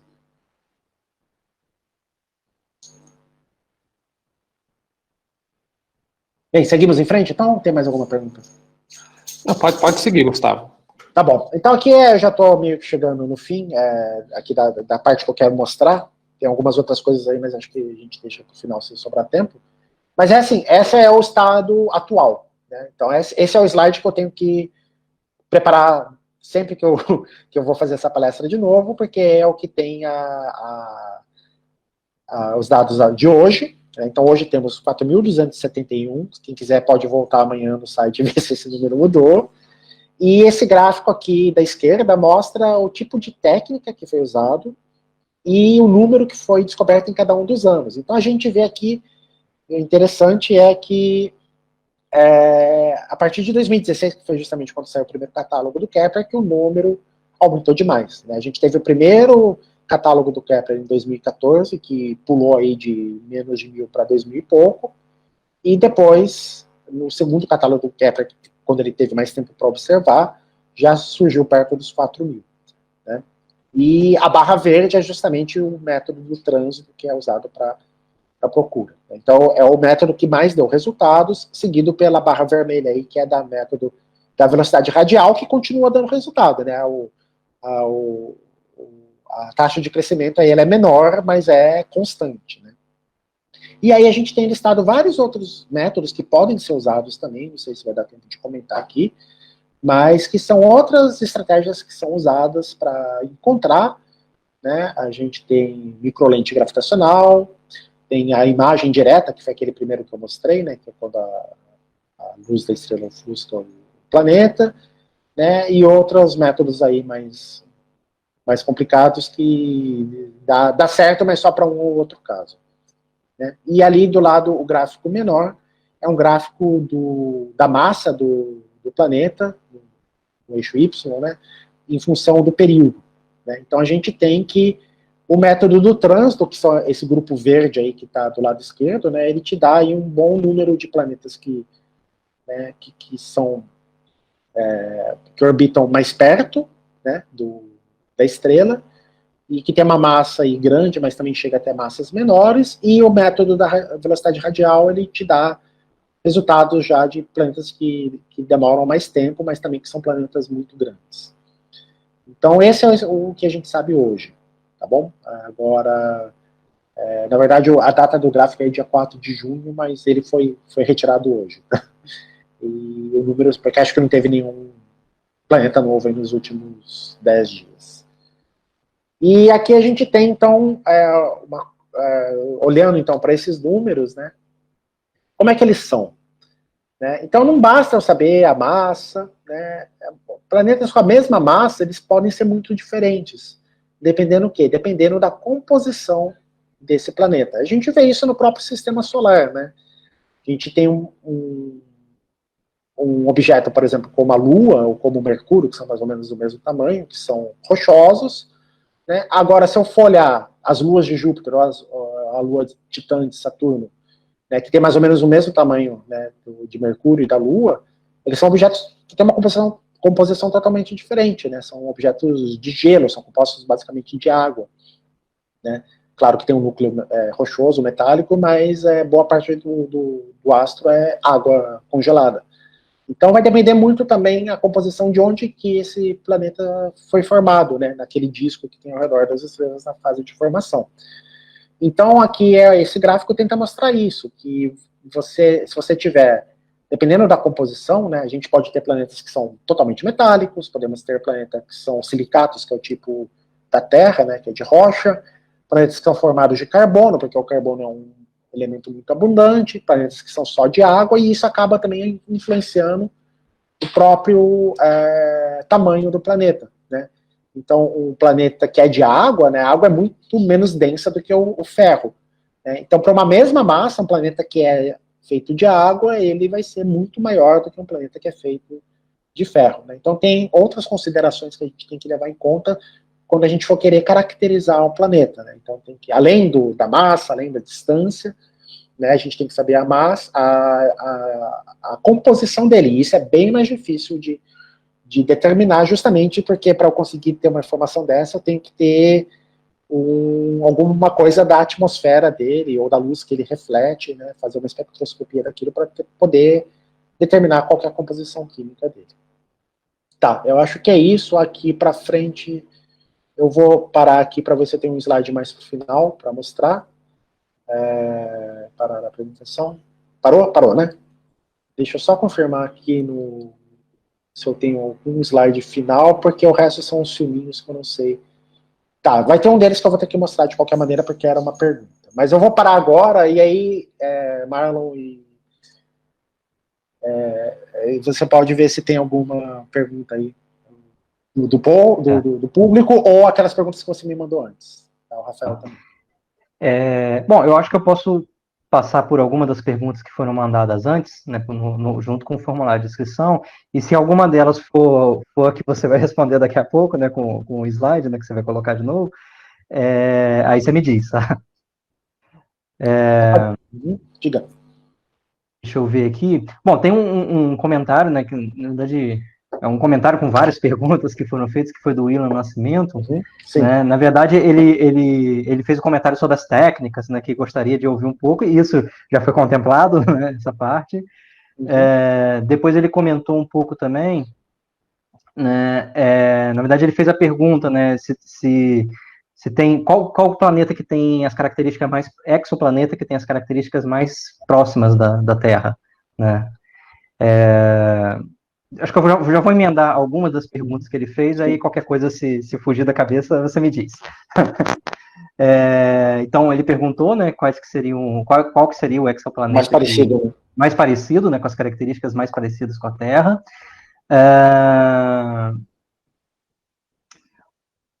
Ele queria que você comentasse um pouco do sistema TRAPPIST-1, né, e quais os exoplanetas têm a maior possibilidade de possuir água em estado líquido, né, ter uma atmosfera, inclinação, entre outras coisas, né. Bom, eu vou essas duas, depois eu passo para as outras, né, para não ficar muita coisa. Tá bom. Bem, o TRAPPIST, né, que foi um que está aqui na minha lista, que eu vou mostrar. Deixa eu só tentar encontrar ele aqui. Isso. Esse é um dos planetas que foi bastante comentado, né, na época que foi anunciada a descoberta dele. E o interessante é que ele é um planeta que foi detectado pelo método do trânsito, mas não foi usando Kepler, né, foi usando esse instrumento chamado TRAPPIST, né, que é um instrumento bem pequeno, um telescópio não tem nem 1 metro de diâmetro, acho que é 30 centímetros só, e só que ele tem várias câmeras e que a estratégia é meio a mesma do Kepler. Fica olhando para a mesma região do céu, noite após noite, né, observando as mesmas estrelas sempre, e aquela que começar a variar de brilho de maneira periódica é porque tem algum planeta em volta dela. Né? E esse foi o primeiro sistema que foi anunciado. Né? Esse é um instrumento que é europeu, é feito por um consórcio da Bélgica, né? Então por isso que tem esse nome, né? Eu adoro de dar uns nomes engraçados para as coisas, né? Para quem não sabe, Trappist é um tipo de cerveja que é feito na Bélgica, que tem uma cultura cervejeira muito orgulhosa, né? Então eles deram o nome desse, é o nome do telescópio, que é homenageando as cervejas, e foi descoberto então um sistema com 7 exoplanetas, tá? Sendo que 3 deles estão possivelmente na zona habitável. Né? Só que essa estrela ela é muito, muito, muito fraca. Tá? Uma estrela que é do tipo anã vermelha, ela emite uma quantidade de luz muito, muito pequena, e esses planetas estão todos quase colados na estrela. Então aqui, essa figura mostra isso, né? O tamanho, todos esses planetas, né, que estão ao redor do sistema TRAPPIST, se a gente colocasse aqui no nosso sistema solar, eles iam estar muito para dentro da órbita de Mercúrio. Tá? Então vocês veem assim, esse negócio de zona habitável como um engano às vezes. Né? No caso aí desse sistema TRAPPIST, se tivesse na distância que Mercúrio está do Sol, já seria extremamente frio, não serviria. Mas esse sistema foi bastante abordado, né, na época da sua descoberta, isso deve ter uns 5 anos já, e que, por causa disso, porque foi um sistema múltiplo, né, isso sempre é interessante, um sistema com vários planetas ao redor, e desses 7, 3 estavam na zona de habitabilidade, que foi uma coisa, foi o recorde, acho que até hoje é o recorde de estrela com planetas com mais planetas numa zona de habitabilidade. Mas, assim, prospectos para a vida disso são muito baixos. Acho que esse eu quero deixar como comentário final, que acho que é o que interessa a todo mundo, mas terminou por aí. E aí, então, tentando responder a outra pergunta de qual que é mais parecido com a Terra, né, esse é o que a gente chama de análogo da Terra, né? Qual que seria, então, a Terra 2.0, ou seja, um planeta com o tamanho da Terra, certo? Orbitando uma estrela parecida com o Sol, né? E numa distância similar à que a Terra orbita o Sol, né? Ou seja, mais ou menos 150 milhões de quilômetros. E então, se tiver com essas condições, né, pode ser que a gente tenha um planeta parecido com a Terra, mas isso depende, né, justamente da composição, né, do planeta, como eu expliquei antes, né, tem que ter uma composição parecida.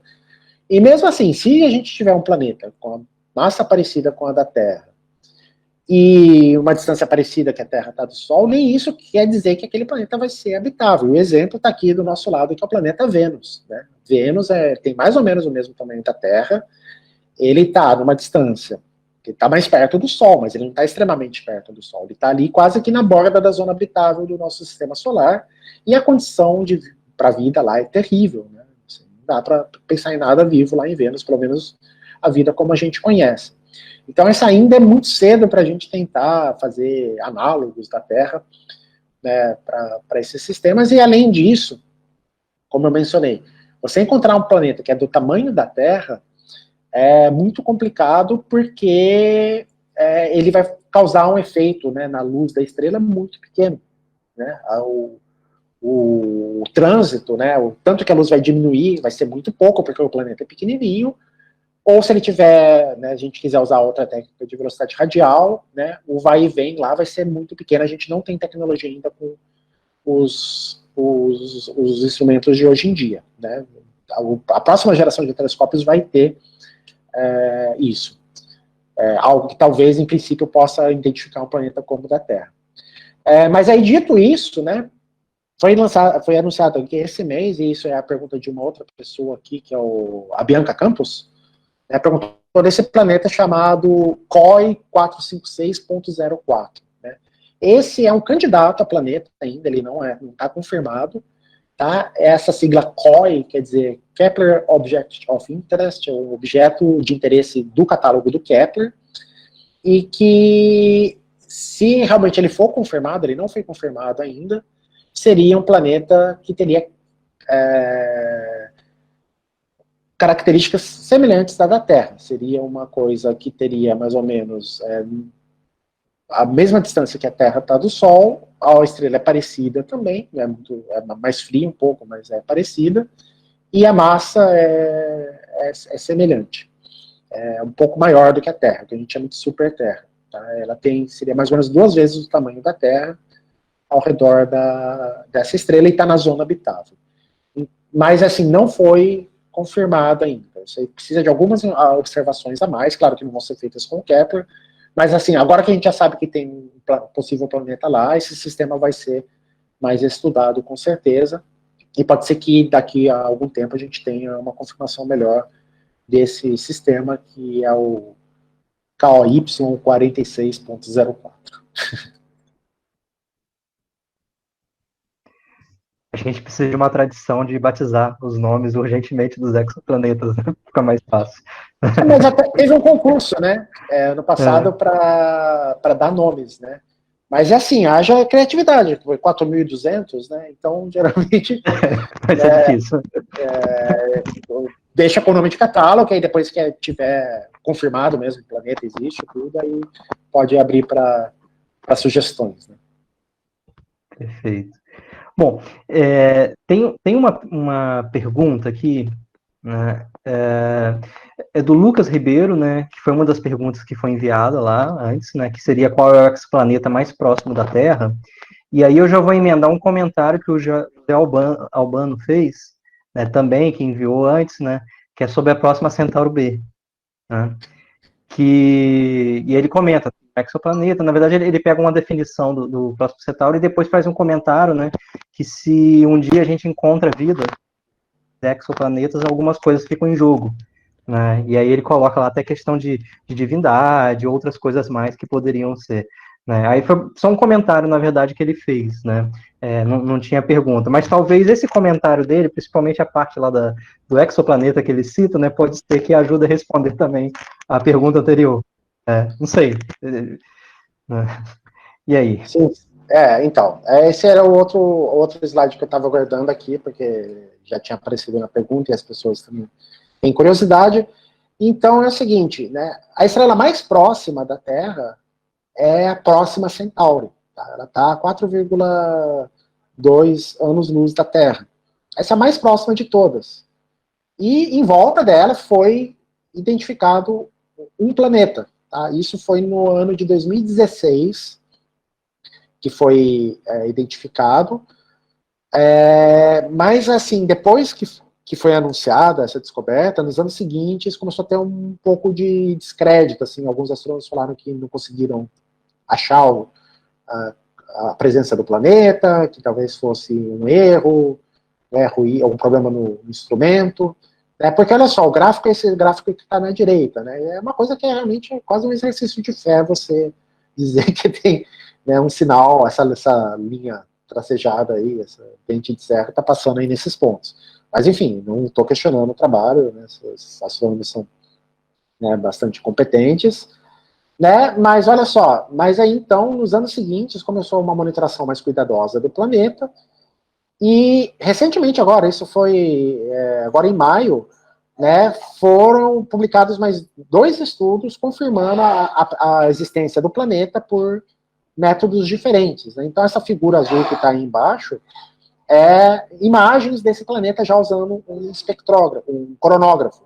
Né? Ou seja, eles bloquearam a luz da estrela e esse pontinho brilhante aí que está na parte de cima, que são em 2 datas diferentes. Então, eles viram mesmo o planeta mexer ao redor da estrela. Isso é incrível, né? Eles estão pegando o planeta se movimentando ao redor da estrela. Isso uma imagem feita aí com alguns dias de diferença. Né? Essa estrela próxima a Centauri é uma estrela que é muito fraca, não é visível ao olho nu. Ela é do mesmo sistema lá da Alpha Centauri, essa sim, que é uma estrela dupla, binária, bem brilhante, é uma das mais brilhantes do céu, que é visível ali perto do Cruzeiro do Sul. Né? Mas essa é uma estrela que é muito fraca, e, consequentemente, esse planeta ali tá quase colado na estrela. A imagem da esquerda, não sei se dá para ver muito bem, mas é uma comparação do sistema de Próxima Centauri do lado direito com o nosso sistema, que só está aparecendo a órbita de Mercúrio, que é essa linha azul. Né? Então, o Sol é muito pequeno deles, né? A Próxima Centauri é uma estrela muito pequenininha, e o planeta, que é o Próxima Centauri B, está ali, né, bem pertinho da estrela. Deixa eu ver se eu enxergo aqui o período. Demora 11 dias para dar uma volta em torno da estrela, e a massa dela é de 1,3 a massa da Terra, ou seja, um pouquinho mais maçuda que a Terra. E isso está dentro da zona habitável, né, da Próxima Centauri, está quase colada. E então esse certamente é o planeta mais próximo. Não vai ter nenhum mais próximo de nós, porque essa é a estrela mais próxima de nós, e isso não há a menor dúvida. A não ser que você espere milhares e milhares de anos para alguma estrela que esteja passando aqui perto, né, chegue mais perto que essa. Isso vai acontecer com alguma estrela que eu já não lembro mais, não sei se é a estrela de Barnard, mas sei lá, daqui a 50 mil anos não vai ser mais a Próxima Centauri, vai ser outra. Mas no momento, essa estrela Próxima B é a estrela que é a mais brilhante de todas, mais próxima de nós, e o planeta Próxima B é o exoplaneta mais próximo. Aí agora, sim, fazendo um comentário geral, né, que voltando lá ainda à questão da habitabilidade e tudo. Tá bom, então achamos esse planeta aqui do lado, está na zona de habitabilidade, bora partir o Próxima B. Não é bem assim, né? Por quê? Porque essa zona de habitabilidade deles é muito diferente da nossa, né? E está tão perto da estrela, tudo bem, lá a temperatura pode ser amena, tudo, mas assim, quando você tem um corpo celeste, tipo um planeta, perto de um outro que é muito maior que nenhuma estrela, acontece um negócio que chama travamento gravitacional, o que faz que somente um lado daquele corpo menor, daquele planeta, esteja virado para a estrela e o outro lado fique de costas. É o que acontece, por exemplo, no sistema Terra-Lua, né? Você tem a Lua, que é uma massa menor do que a da Terra, está sempre o mesmo lado da Lua virado para nós, né? Então, imagine isso para um planeta. Você tem um lado que está sempre de dia e o outro lado que está sempre de noite. O lado que tiver de dia vai estar muito quente, o lado que está de noite vai estar sempre muito frio. Então, isso não é legal para desenvolvimento de vida. Talvez ali numa faixa onde é crepúsculo sempre, né? Ou seja, está sempre ali no finalzinho, o sol está sempre meio baixo, assim, talvez lá a temperatura seja agradável, mas para termos de vida, pelo menos a vida como a gente conhece aqui na Terra, não é muito favorável. Né? Então, isso é uma coisa que a gente fica animado com a astrobiologia, e conhecemos já mais de 4.000 planetas, os ETs estão aí, né? Vamos fazer contato. Mas esses planetas que a gente conhece, a imensa maioria, ou são planetinhas aí que estão orbitando essas estrelas muito fracas e que estão tão perto delas que a gente vai ter essa situação de dia e noite eterno, mesmo que esteja na zona habitável, ou são planetas que são Júpiters, ou maiores que Júpiter, enormes também ali quase fritando na estrela com a atmosfera evaporando. Então, uma coisa mais normal, assim, mais parecida com a Terra, esses realmente são pouquíssimos, né? Talvez esse COI aí que eu falei agora há pouco seja um candidato, né? Mas isso não quer dizer que esses planetas não existam. A gente está começando, né, a estudar, são uma fração muito pequena do que a gente estuda, né? E, bem, aí dentro dessa figura vem a pergunta, tá bom, então tem, né, praticamente todas as estrelas têm planetas em volta, e aí, então, sei lá, pela lei dos grandes números, você, em algum deles vai ter um planeta parecido com a Terra. E aí, algum deles, né, não vários, né? E aí, em alguns deles, você pode ter condições parecidas com a da Terra, e aí vai ter desenvolvimento de vida, e pronto, aí a gente vai achar a vida, vamos achar o ET algum dia, e isso vai ser um problema filosófico, né? Esse é um problema bom de se ter, né? Acho que realmente a humanidade, pelo caminho que ela tem tomado aí, está indo para o lado totalmente errado, né? E aí, quem sabe, uma descoberta dessa daria um chacoalhão, né, na nossa vaidade aí, ou não, né? Ou hoje em dia eu não me arrisco a dizer mais nada, aí faço previsões para o futuro. Ô, Gustavo, a gente ainda tem mais duas perguntas aqui no chat, e um comentário rápido do Alexandre. Ele falou que já tem 4.272 planetas. Acho que eu me lembro, acho que tinha 71 na sua apresentação, né? Então, pois já apareceu mais um aí. Pois é, apareceu mais um. A pergunta da Milena, eu acho que está nessa linha de que você está falando aí, como explicar que, meio a tantos planetas, tão poucos sejam habitáveis e somente a Terra tem vida? Será que a gente está sozinho no universo? Na sua opinião, qual que é a probabilidade de existir mais vida no universo e de que tipo? Pois essa é uma conversa bastante, pode ficar aí várias horas aí, né, falando sobre isso.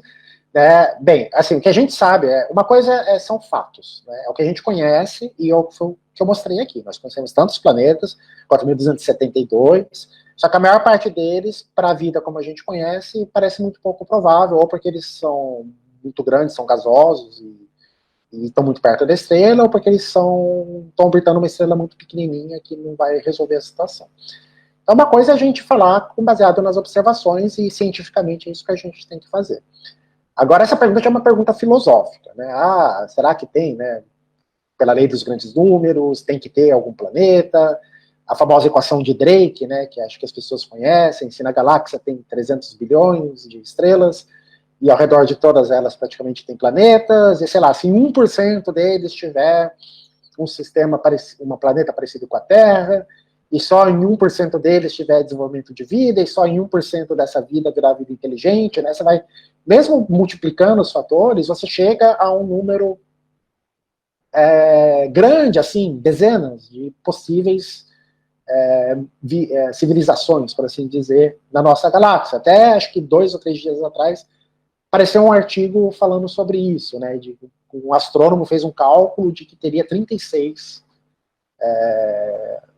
civilizações inteligentes da nossa galáxia. Né?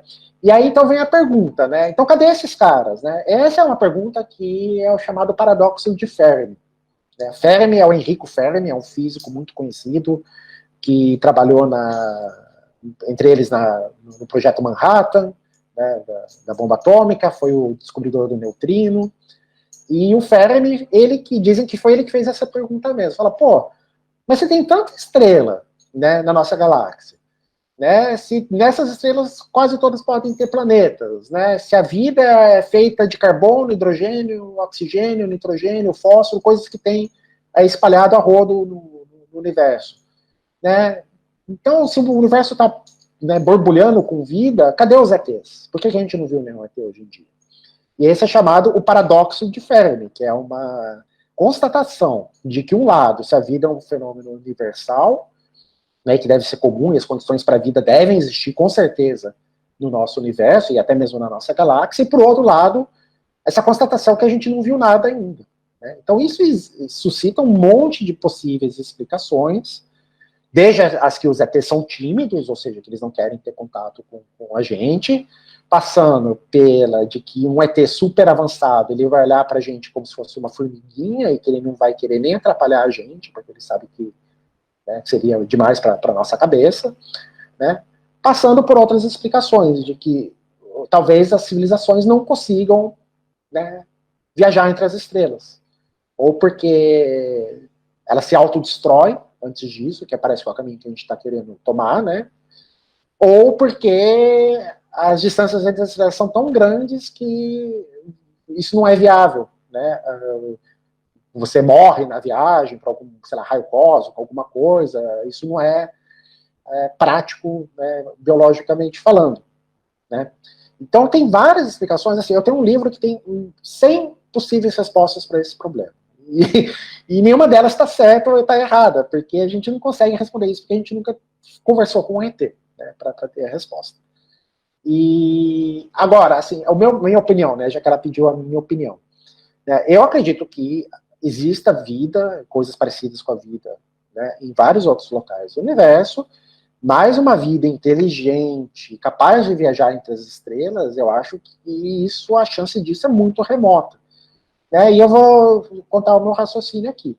Porque eu acho assim como o homem, né, na exploração do sistema solar, passou a fazer a exploração do sistema solar usando máquinas, porque é muito arriscado você mandar um astronauta para a Lua, para Marte, para qualquer que seja, muito mais fácil você mandar uma máquina, né? Uma civilização suficientemente avançada pode fazer máquinas para explorar outros sistemas planetários, né, outras estrelas. Inclusive, há um projeto hoje em dia chamado Projeto Breakthrough, que é de fazer nanosondas para enviar para a próxima Centauro, que vai chegar lá daqui a 30 anos. Né? Então, então você poderia, em princípio, se você tem uma civilização já bem estabelecida, resolvida consigo mesmo, você pode, então, fazer naves que vão para outros sistemas, chega nesse sistema, encontra os planetas, pousa nesses planetas, nas luas, tal, e ela se autorreplica, né? Máquinas autorreplicáveis. Né? E isso, um matemático muito conhecido chamado von Neumann já escreveu tudo como é que isso funciona. E os cálculos mostram que a primeira civilização que fizer isso, se ela conseguir construir uma máquina autorreplicável e viajando a uma velocidade que é até bastante lenta, que é de 1% da velocidade da luz, ela colonizaria a galáxia inteira, mandaria sondas para a galáxia inteira em 100 milhões de anos. Né? Agora, o que são 100 milhões de anos perto da idade do universo? Que são, né, dezenas de bilhões de anos. Né? Ou perto da idade do solar, que são 5 bilhões de anos. Isso não quer dizer nada. Então, deveriam já ter resquícios, né, artefatos aqui alienígenas dessa civilização que surgiu antes da gente. Então, o que a gente pode, talvez, especular? Ou essa civilização ainda não surgiu, né, e talvez nós fôssemos os primeiros, né, ou não tem mesmo. É só a gente, né, por algum mistério cósmico aí. Então, uma coisa é nós termos vida, tá? Vida, pode ser até vida animal, essas coisas, né? Uma vida desenvolvida. E outra coisa é você ter uma vida que consiga viajar entre as estrelas e, né, uma civilização mais inteligente. Né? E aí tem outro lado dessa história, que é comunicação. Falar, tá bom, então não dá para viajar para as estrelas, então vamos se comunicar com as outras civilizações, com ondas de rádio, por exemplo. Aí já é outra história, e é mais difícil de responder. Agora, o fato de a gente não ter nenhuma máquina extraterrestre aqui conosco, para mim é um grande indicativo de que não tem uma supercivilização na galáxia. Tá? A não ser que você acredite nessas histórias de UFOs e tal, mas aí querer acreditar em, em umas coisas meio estranhas. Mas esse que é meu ponto de vista. É meio deprimente, mas tudo bem, faz parte. Quando a gente é astrônomo, a gente acaba meio que aprendendo, tendo que engolir algumas coisas que não são muito agradáveis. Tá ótimo. Gustavo, tem mais uma pergunta aqui, do Paulo Roberto. Ele fala que a pergunta dele tem a ver com o possível padrão de distribuição dos planetas em torno das estrelas. O fato de Júpiter ser o maior dos planetas solares tem a ver com uma consonância? Isso se repetiria em outros sistemas? Pois tem é uma coisa que é muito interessante, porque você sabe que até 1995, né, o pessoal que estudava os planetas, o sistema solar, a mecânica celeste, era uma área da astronomia que estava meio morta, porque não tinha muito mais o que descobrir. E aí, de repente, começaram a surgir esses sistemas novos, que são tão diferentes, e isso meio que fez reviver a área de mecânica celeste, que é justamente essa questão, né, da dinâmica entre os planetas, de como é que eles se formam, de como é que eles se distribuem ao redor das estrelas, né? E aí tem uma coisa que é muito interessante, que acho que a maior parte das pessoas não sabe, de que esses planetas gigantes, né, Júpiter, Saturno, Urano, Netuno, eles não estavam na posição que eles estão hoje, né? Eles migraram, eles formaram em outra região, mais afastada do Sol, e através das interações gravitacionais que aconteceram ao longo dos bilhões de anos, eles acabaram se posicionando nessas órbitas que eles estão agora. E isso é, inclusive, uma das explicações que você faz, por exemplo, para ver esses Júpiters quentes, né, esse 51 Pégase B, por exemplo, que é uma estrela que é parecida com o Sol, uma estrela que é grande, né, uma mãozinha vermelha que nem as outras lá, do Trapiche, por exemplo. E como é que você tem um planeta que é maior do que Júpiter, tão perto da estrela? Né? Porque um planeta que é gasoso, que é muito grande, ele não pode ter se formado perto da estrela, porque lá a temperatura era muito alta e esse gás é volátil, ele vai embora. Então esse planeta, um planeta que é grande, ele tem que se formar na região mais externa do disco lá protoplanetário. E alguma coisa faz o planeta sair lá de longe, de onde ele estava, e ficar perto da estrela.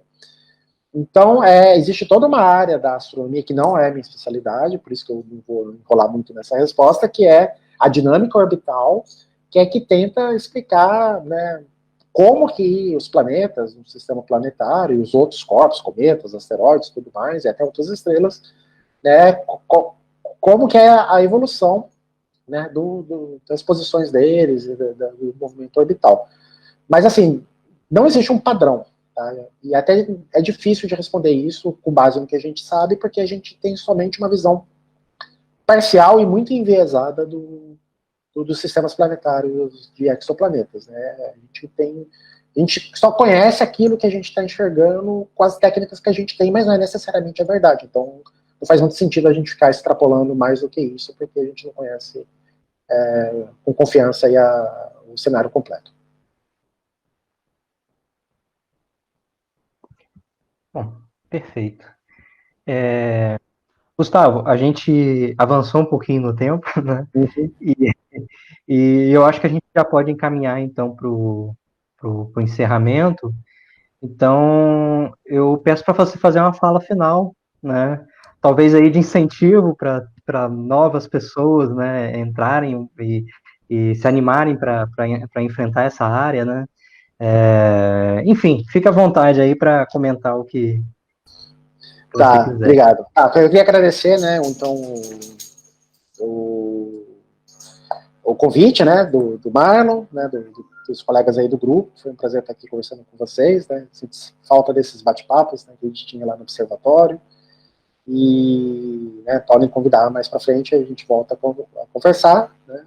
Espero que realmente continuem as lives, acho que foi uma iniciativa muito legal. E até me dispus já a tentar achar mais convidados, né, pra gente, convidadas, né, que eu até falei com o Marlon que tem que chamar as mulheres para participar também, né. Até agora só foram homens. E então, parabéns. E sobre, assim, tentar incentivar, eu sei que tem muitas pessoas que adoram astronomia, que querem estudar astronomia na faculdade, ou já estão na faculdade e querem procurar algo para fazer. E acho que uma coisa que, assim, a primeira coisa, para quem não sabe nada de astronomia, astronomia é ciência, tá? Então tem matemática, se você não gosta de matemática, talvez astrofísica não seja para você. Né? Você tem que... Você não precisa ser um gênio da matemática, mas você tem que conseguir lidar com aquilo para conseguir sobreviver. Né? Então tem muita gente que vai porque acha que é bonita e depois chega lá, vê aquele monte de conta e se decepciona. Mas, por outro lado, tem as pessoas que não gostam de matemática, elas podem contribuir com a astronomia de outras maneiras, né? Desde um artista que faz aquelas pinturas, né, que faz aquelas concepções artísticas, as pessoas que estudam, por exemplo, a história da astronomia, ou a astronomia nas culturas, né, ou seja, porque essa maneira, as constelações, por exemplo, a gente fala das constelações, são as constelações ocidentais, mas os índios brasileiros têm as suas constelações, os nativos africanos têm constelações próprias, né, então tem toda uma área de ciência humana relacionada à astronomia também. Para quem é da engenharia, né, tem toda a parte de construção e operação dos telescópios, dos observatórios, né, que é um desafio tecnológico imenso, né, dos foguetes, e tem também a parte de serviços, né, lá no observatório do ESO, no Chile, você tem um hotel lá, né, onde os astrônomos vivem, tem cozinheiro que trabalha lá, né, tem faxineiro, ou seja, né, se você realmente ama astronomia, né, não é necessariamente obrigatório você ter que fazer astronomia para trabalhar com astronomia. Você pode fazer aquilo que você gosta mais, que você sente melhor, e tentar achar alguma conexão, né, com a astronomia, mesmo que seja de uma maneira contemplativa. Né. Então, tem até um documento bem legal que aqui da Agência Espacial Europeia, que é de carreiras em astronomia. Depois eu vou compartilhar com o Marlon e a gente bota talvez na página do Facebook, para que as pessoas possam ver, né, o tanto de coisas que você pode trabalhar relativo à astronomia, mas que não são necessariamente relacionadas à física. Tá? Ou seja, mas assim, o que eu acho que é mais importante é o interesse que as pessoas têm pelo assunto, e ao tentar saber mais isso, entender como é que isso funciona. Então isso a gente fez uma conversa que foi, em alguns momentos, até bastante técnica, mas para entender o que está por trás disso, que é a ciência, né, que a gente só sabe o fundo disso por causa da ciência, e que a ciência é uma coisa que é um processo que requer investimento, que requer tempo, requer pessoas qualificadas e requer condições para que isso seja conduzido, né, ao longo do tempo. Né? E no Brasil nós vivemos, infelizmente, uma situação muito difícil, né, de praticamente o fim de incentivos à pesquisa científica, ao ensino, né, nas universidades, e que a gente, isso acaba, né, podando, né, aquilo que o país pode ser, né, que é um país que tem todas as condições, em material humano principalmente, para ser um país muito atuante na área científica. Né, e a gente a gente pode escolher o país que a gente né, fazendo decisões importantes, né, quando a gente escolhe as pessoas que vão trabalhar vão decidir como é que vai ser a política científica do país. Né. Então, isso é uma coisa que a gente tem que ter sempre em mente, né, de que mesmo se você, né, não está mexendo com ciência, né, você está influenciando como é que vai ser a ciência daquele país com as escolhas que as pessoas fazem. Né. Então, acho que para as pessoas que estão aqui, que estão interessadas, né, conversem sobre isso com seus amigos, né, tentem passar um pouco desse interesse, dessa paixão, porque quem sabe essa pessoa vai ficar contaminada também, vai querer aprender mais, e nisso ela vai começar a entender melhor, né, como que como que funciona a ciência no mundo, né, não só no Brasil, mas no mundo todo. Bom, perfeito. Então, agradeço bastante, Gustavo, por ter participado conosco, né? E agradeço também a participação daqueles que estão tanto aqui no Google Meet aqui acompanhando, né, no chat, como aqueles que estão acompanhando na live lá no Facebook. Então, obrigado a todos, né, e encerramos então por aqui, né, e futuramente a gente faz a publicação no Facebook, na página do Facebook do Observatório Astronômico da UFSCar, divulgando os próximos bate-papos que a gente vai ter. Tá? Então, tchau para todos e até uma próxima. Obrigado, boa noite, até logo.